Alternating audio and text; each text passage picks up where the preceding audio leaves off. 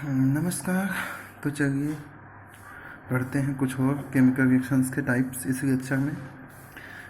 पिछले लेक्चर में हमने प्रेसिपिटेशन रिएक्शन के बारे में पढ़ा था। तो चलिए आज पढ़ते हैं endothermic reaction. Endothermic chemical reaction.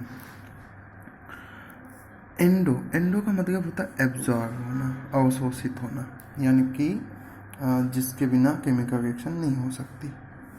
और थर्म मतलब होता है हीट, यानी कि एनर्जी। तो एंडोथर्मिक रिएक्शन का मतलब क्या हुआ? एक ऐसा केमिकल रिएक्शन जिसमें हीट यानी कि एनर्जी का क्या हो, एब्जॉर्प्शन हो, अवशोषण हो जाए, जिसके बिना केमिकल रिएक्शन हो ही नहीं सकती। तो ऐसे केमिकल रिएक्शन को क्या बोलेंगे? Endothermic chemical reaction. एक एग्जांपल के लिए हम कैल्शियम कार्बोनेट को ले लें और उसे हीट देते हैं, तब जाके ये कैल्शियम ऑक्साइड और कार्बन डाइऑक्साइड में ब्रेक होता है। यानी कि इस रिएक्शन को करने के लिए हीट की ज़रूरत पड़ती है। या ऐसे ही हम समझ लें एक केमिकल रिएक्शन को जो प्लांट्स में होता है, फोटोसिंथेसिस। फोटोसिंथेसिस में क्या होता है?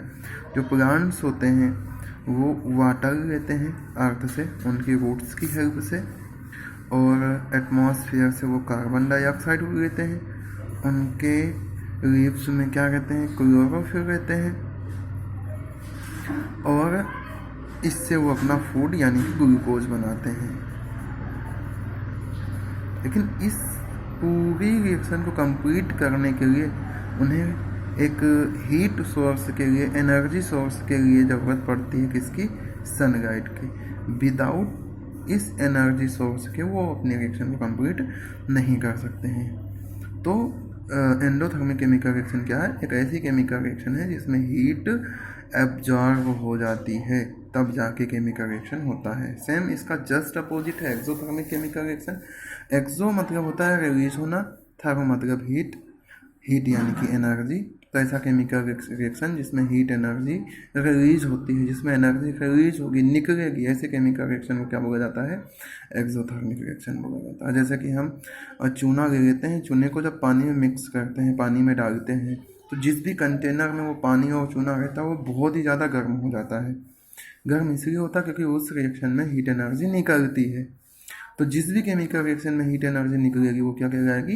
Exothermic reaction. जैसे कि यहाँ पे मेथेन को जब ऑक्सीजन के साथ रिएक्ट करते हैं तो कार्बन डाइऑक्साइड, वाटर और उसके साथ साथ क्या मिलती है? एनर्जी मिलती है, जब मेथेन को ऑक्सीजन के साथ मिक्स करके बर्न किया जाता है।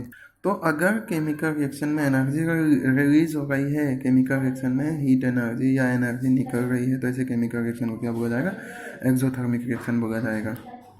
अब एक सिंपल सा क्वेश्चन हमसे अक्सर पूछा जाता है कि क्या रेस्पिरेशन प्रोसेस एक्सोथर्मिक रिएक्शन है या नहीं, बताइए।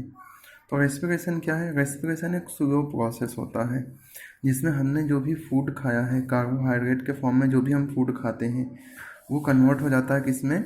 ग्लूकोज में कन्वर्ट हो जाता है हमारे स्मॉल इंटेस्टाइन में जाकर के। और जब हम सांस लेते हैं तो ऑक्सीजन हमारे बॉडी के अंदर जाता है। तो ये ग्लूकोज ऑक्सीजन के साथ रिएक्ट करता है, एक स्लो कंबस्शन रिएक्शन करता है। कंबस्शन यानी बर्न, जलना, दहन होना। तो उस प्रोसेस में कार्बन डाइऑक्साइड बनता है, वाटर बनता है और एनर्जी मिलती है। जिसके कारण, जैसे मैं ये लिख रहा हूँ, लिखने के लिए भी हमें एनर्जी की ज़रूरत होती है, बोलने के लिए एनर्जी की ज़रूरत होती है। ये सारी एनर्जी हमें कहाँ से मिलती है? जब रेस्पिरेशन प्रोसेस हो पाती है और वहाँ से एनर्जी हमें मिल पाती है। तो यानी कि हमें अलाइव रहने के लिए, ज़िंदा रहने के लिए इस प्रोसेस की ज़रूरत होती है।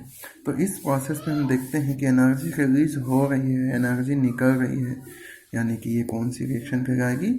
एक्सोथर्मिक रिएक्शन कहलाएगी। तो इसका मतलब ये होता है कि रेस्पिरेशन प्रोसेस क्या है? एक्सोथर्मिक रिएक्शन है। नेक्स्ट केमिकल रिएक्शन पढ़ते हैं, ऑक्सीडेशन केमिकल रिएक्शन। एक ऐसा केमिकल रिएक्शन जिसमें ऑक्सीजन ऐड होता है, ऑक्सीजन आकर जुड़ जाए, या फिर रिमूव होता है हाइड्रोजन, या कोई कंपाउंड हो उससे हाइड्रोजन को निकाल दे। तो ऑक्सीजन का ऐड होना, हाइड्रोजन का निकलना, दैट मीन्स ऑक्सीडेशन रिएक्शन। दोनों में से कोई एक होता है तो वहाँ पे ऑक्सीडेशन रिएक्शन होता है। जैसे कि हम कैल्शियम को ले लें। कैल्शियम का रिएक्शन जब हम ऑक्सीजन से कराते हैं तो कैल्शियम ऑक्साइड बनता है। यहाँ पे कैल्शियम में हाइड्रोजन आके जुड़ रहा है, ऑक्सीजन आके जुड़ रहा है, इसका मतलब क्या हो रहा है, ऑक्सीडेशन हो रहा है। ऐसे हाइड्रोक्लोरिक एसिड में से हाइड्रोजन निकल रहा है, तो हाइड्रोजन निकल रहा है तो क्या कहा जाएगा, ऑक्सीडेशन रिएक्शन। इसका जस्ट अपोजिट है रिडक्शन रिएक्शन, जिसमें हाइड्रोजन ऐड हो। यहाँ हाइड्रोजन निकल रहा है, अगर हाइड्रोजन ऐड हो जाए या ऑक्सीजन निकल जाए तो उस केमिकल रिएक्शन को क्या कहा जाएगा, रिडक्शन रिएक्शन। तो ऑक्सीजन ऐड होता है तो ऑक्सीडेशन, ऑक्सीजन निकलता है तो रिडक्शन, हाइड्रोजन निकलता है तो ऑक्सीडेशन, हाइड्रोजन ऐड होता है तो रिडक्शन। और अगर किसी केमिकल रिएक्शन में ऑक्सीडेशन और रिडक्शन दोनों हो जाते हैं तो उस केमिकल रिएक्शन को बोला जाता है रेडॉक्स रिएक्शन। जैसे कि इसे एग्जांपल को ले लिए हम, कॉपर ऑक्साइड प्लस हाइड्रोजन, ये हमें क्या देता है, कॉपर और हाइड्रोजन, वाटर। अब यहाँ पे एक कंपाउंड क्या है, कॉपर ऑक्साइड CuO। तो आपसे मेरा ये एक क्वेश्चन है कि आप कमेंट करके बताएं, क्योंकि हमने कॉपर की 2 वैलेंसीज पढ़ी हैं, तो आप कमेंट करके बताएं कि ये Q+ ऑक्साइड है या Q+ ऑक्साइड है। कॉपर की 2 वैलेंसी होती है ना, एक Q+ होता है, Q+ होता है। तो कमेंट करके बताएं ये Q+ ऑक्साइड है या Q+ ऑक्साइड है। तो यहाँ पे हम देखें तो कॉपर ऑक्साइड, हाँ इसको कॉपर ऑक्साइड बोल सकते हैं ना। कॉपर ऑक्साइड में ऑक्सीजन है और ये ऑक्सीजन क्या हो रहा है, कॉपर से निकल रहा है। तो ऑक्सीजन निकल रहा है, जब ऑक्सीजन निकलेगा रिमूवल ऑफ ऑक्सीजन तो क्या कहलाएगा, रिडक्शन। और हाइड्रोजन में वाटर आके जुड़ रहा है, तो यहाँ पे ऑक्सीजन निकल रहा है, इसलिए क्या कहा जाएगा, रिडक्शन। और यहाँ पे हाइड्रोजन क्या होगा, हाइड्रोजन में ऑक्सीजन क्या हो रहा है, आके जुड़ रहा है, तो ये क्या कहा जाएगा, ऑक्सीडेशन। अब इसमें रिडक्शन भी हो रहा है और ऑक्सीडेशन भी हो रहा है, इसका मतलब कैसा रिएक्शन है, ये रेडॉक्स रिएक्शन है। अब पढ़ते हैं ऑक्सीडाइजिंग एजेंट क्या होते हैं। वे सब्सटेंस जो ऑक्सीजन प्रोवाइड करते हैं, ऑक्सीडेशन होने के लिए ऑक्सीजन प्रोवाइड करते हैं, ऐसे केमिकल रिएक्शन क्या कहलाते हैं, ऑक्सीडाइजिंग एजेंट कहलाते हैं।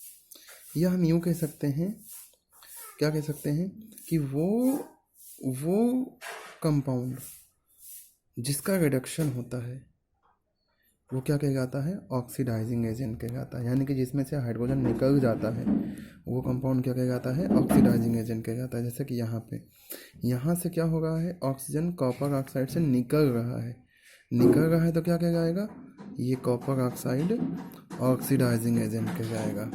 और जबकि जिसमें ऑक्सीजन जाके जुड़ जाता है ऐसे कंपाउंड को क्या बोला जाता है, रिड्यूसिंग एजेंट बोला जाता है। जैसे कि यहाँ पे ऑक्सीजन आके जुड़ जा रहा है किसमें, हाइड्रोजन में, तो इसका तो ऑक्सीडेशन हो रहा है, लेकिन यह है क्या, रिड्यूसिंग एजेंट है।